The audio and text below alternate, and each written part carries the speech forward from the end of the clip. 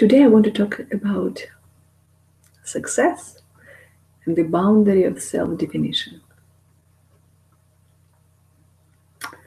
Very often, while working with clients, I encounter this statement similar to, but it's not me, it's not me. And very often this it's not me comes when we talk about stretching the efforts. Let's say you're working on some project that is worthy for you, valuable, interesting, challenging, but it requires certain behaviors. It requires a change of your patterns, habitual patterns. So you step out of your comfort zone and do something. Very often it comes down to sales processes, right? And it is about absolutely every aspect of your life. It's not just about sales, and it's not only about your business or career. It's about every aspect of your life. By saying to yourself, to others, but it's not me, what are you actually saying? What you're saying is a lie that you've been saying to yourself for a long time. But that's not me. Being bold, being proactive, being persistent, being that or another, whatever requirements the situation has for you, situation that requires you to stretch out of the comfort zone. You say it's not me, but it's not me. So basically the me associated with the comfort zone, the story that we created and behind which we hide. And we call it me, but is it so? Is it me? What is me? What is me?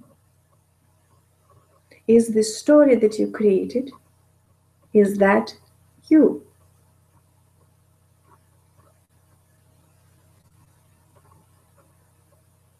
And I'm taking a moment so you actually look at your story.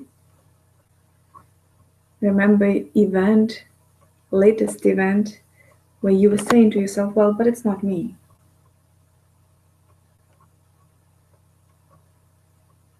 Maybe your loved one say, hey, stop sitting here, yo, but get out there and do something.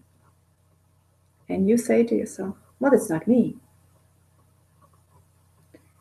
I know so many people for whom this statement is just part of a regular conversation with yourself. It's the voice that always present.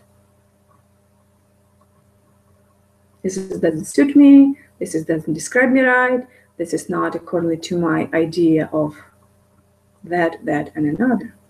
And then we present our ideas. And all ideas are just that. It's just structure of thoughts, a chain of thoughts that identify your current limitation. That's what it is. So the me is the boundaries. The me is your limitation, the way how you define me. That's not me. Calling someone second time, that's not me. Speaking up, being a little bit bolder than little confined, shy me, that's not me.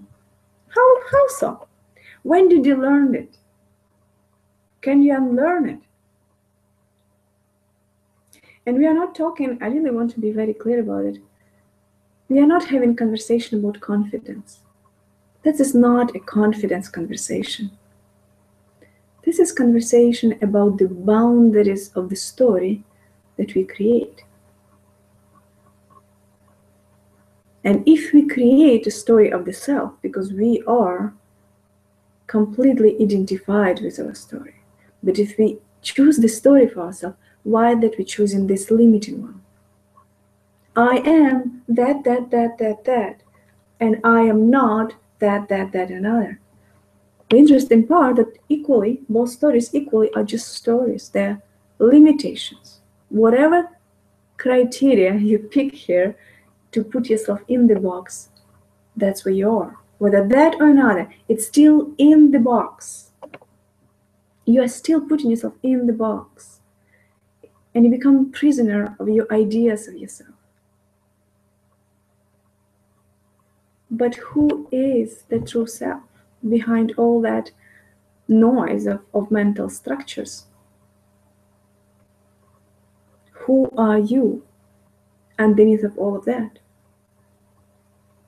And it's underlying question that we always come back to. In every situation where there is an inner conflict of any kind between desires and fears and so on and so forth, there's always underlying solution. Step back and keep asking yourself again and again, who am I? And why am I identifying with who I'm not? And what I'm not in this situation is whatever limits the state of expansion, the activities that are driven by the state of expansion, inner state of expansiveness, in which everything is possible. Everything is possible in that state when we are not saying, but this is me. This is me. But this activity, this task, this progression of some sort, this is outside of me zone. And this emotion, the extreme emotion of joy, will be too outside of this little comfort zone. Because there is no stretch into where the ideas end about ourselves. Because you are focusing on who you are not and saying, calling that yourself. And very often, even the image that we've built about ourselves, the story is not complimentary at all. Look how much inner judgment, how violent we are to ourselves. And if we would consciously pick that story, because all it is story. And if we pick that story, why is that the story that we pick? Why so violent, so judgmental, not complimentary at all? Stories that often don't serve us. How come that the stories that describes us to ourselves, and then we describe ourselves to others? Oh, I just don't have that. I just don't have that in me. How come? How come? Your totality of it all. How can you not have that in you? You have everything in you because you are it. In the unified state, you are awareness itself, from which everything else is arising. So then how is it possible that you are not, you just don't have it? You have it all. You are it all. But you're limited by the story that is created for you. The question is, who has created it? And who is accepted and adopted it? And who is living it? And why? Why is it serving you? How? How is it serving you? Is it this limited little story allow you to sit quietly and not make efforts? But then how much you realize of your potential? Because everything is, you are potentiality. That's what we are, just potentiality. And when someone says, you have potentials, it's not because you are somehow special in comparison to others. In a sense you are, but so we all. It's because you are the potentiality itself. You are the potential. So yes, you have potential. And whenever anybody said that to you, it's not for your ego to become very happy. I'm a potential. They saw it in me. It's because that's just the truth. You have potential because you are potential. The question is, why are we choosing not to realize these potentials? Why we choose to lie to ourselves that we are that, whatever that description could be, instead of all this vastness in which all events and all projections, all the movies of life, the theater arises. And you can become actor on the stage that takes any role. And it doesn't have to be a permanent role. You can pick any role at any given moment and live it.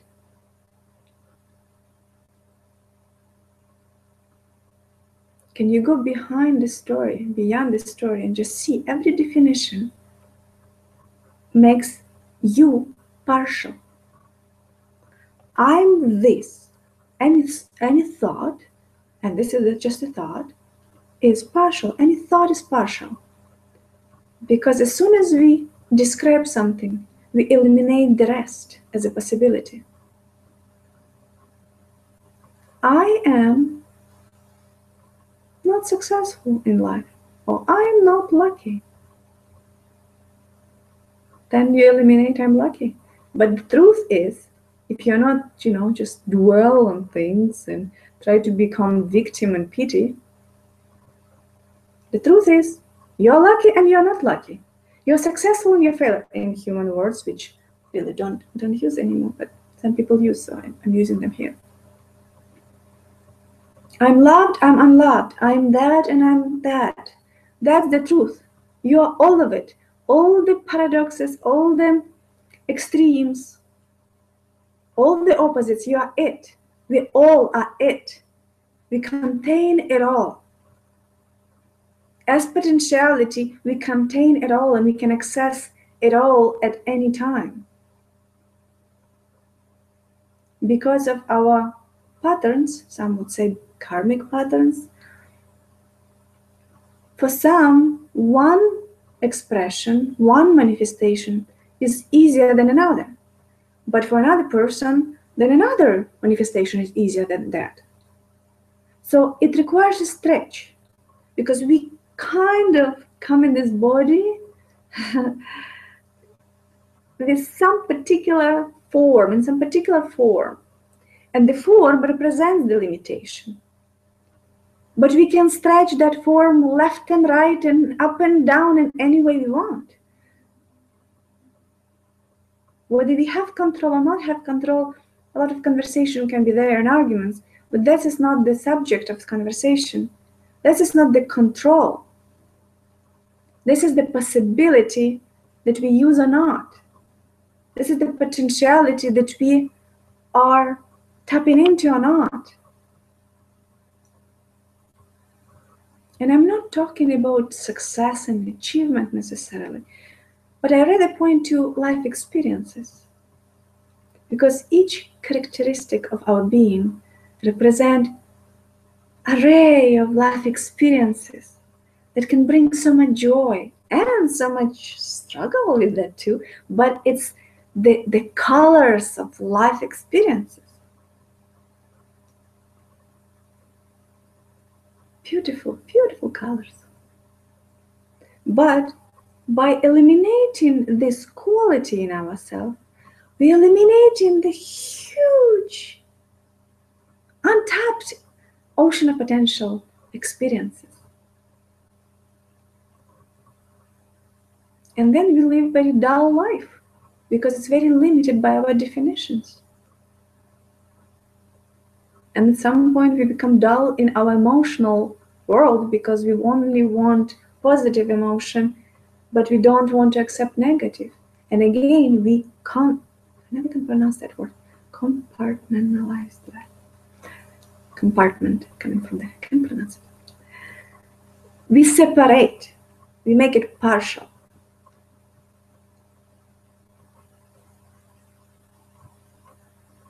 We make our life partial, we make our experience partial. Then our love to each other is partial. Our joy is partial. Everything becomes partial and kind of so-so, mediocre little life. And mediocre is not from the standpoint, achievement and excellence. And that's mediocrity. I'm not even talking about achievement at all here. I'm talking about just simple expression of life, living it, living the life. And it becomes very mediocre life and kind of great waste, because we are given this beautiful opportunity to be embodied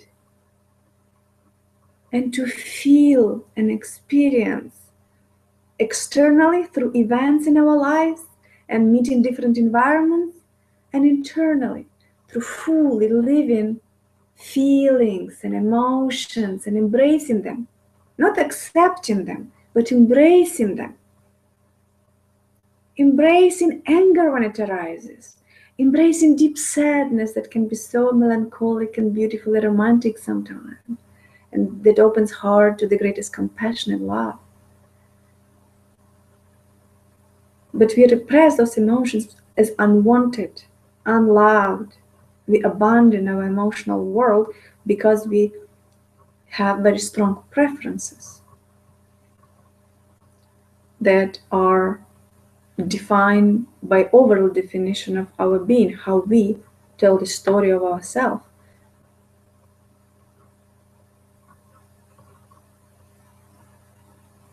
If you're very honest with yourself right now, can you see how limited the story of you is? Can you see how much life you cut out, life experiences you cut out just because you're trying to live some story, interestingly enough, even not created by you?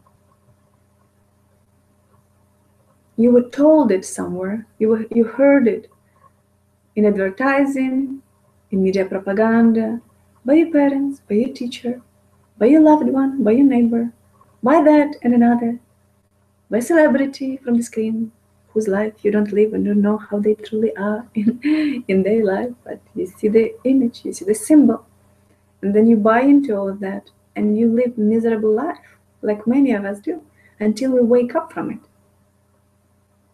and start to see life without filters of lies.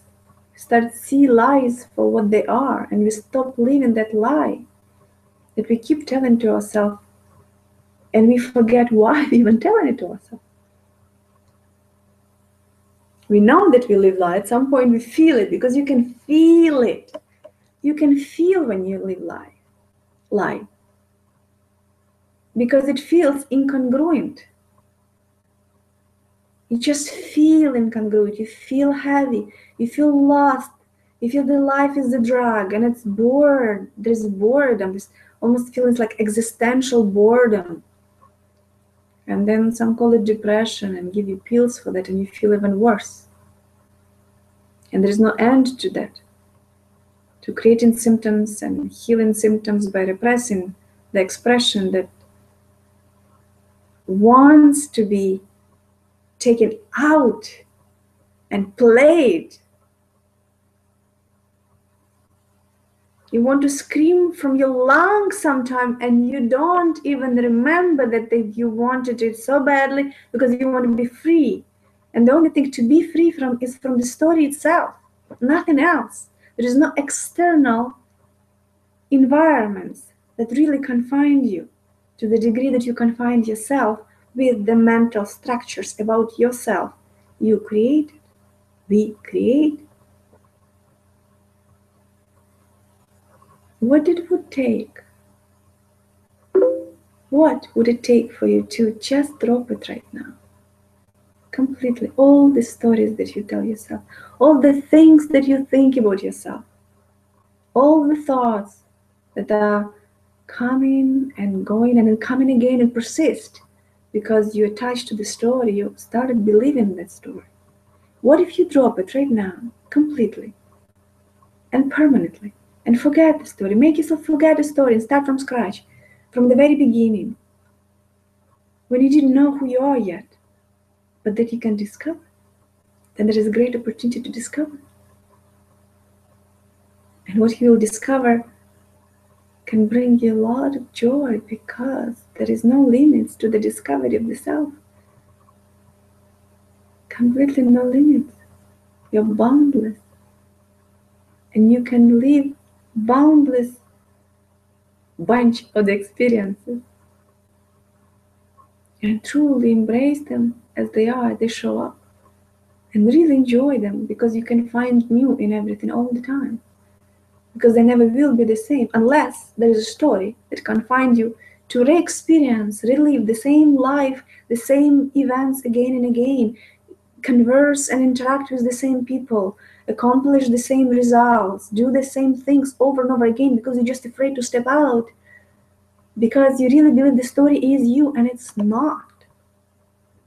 You're all of it, and none of what you think about yourself, yet all of it. Everything that is not considered or disregarded, you're all of it. You are all of it. And so your life can be. When you look at someone and say, oh my God, I love the life they live, I wish I could, but it's not me. Well, drop that. As soon as you ever hear this inner bugging voice say, that's just not me, remind yourself you live in a lie, and you have a choice to drop it. You have a choice to stop telling to yourself and to others, and rediscover and open yourself to be just exactly who you are, potentiality. Because you are it. It's not something that changed. You keep being it till forever, for eternity. You are it. But you also can keep living for eternity in confined lie, in the story that creates the limitations. You can keep doing that too, even though you are not it. Interesting paradox. Quite ironic, isn't it? So it's not that you need to become anything. There is nothing to become, nobody to become. And there's no more great meaning to find, or your individual purpose, none of that. You just open the limitation that you created for yourself, very often unconsciously and unwillingly. Yet they are there. The story is there. But see it. Just see the story. Go take a pen and write down the story that you keep telling to yourself about all your diseases, life conditions, personal characteristics, memories of the past, of your family that are responsible for that and another. All that story. Your skills and talents that you don't have, all those stories. Write them down. Then look at them and say, oh my God, is it an attractive story? And is it the story of free being? At least free from the story. Obviously you're not. I was not. We are not until we wake up. And there is a great opportunity to do that at any moment you decide so. So, I invite you to decide so right now and set yourself free. Completely. Absolutely. I send you a lot of love and all my support. And I appreciate and honor your freedom. I suggest you to. Much love. Much love.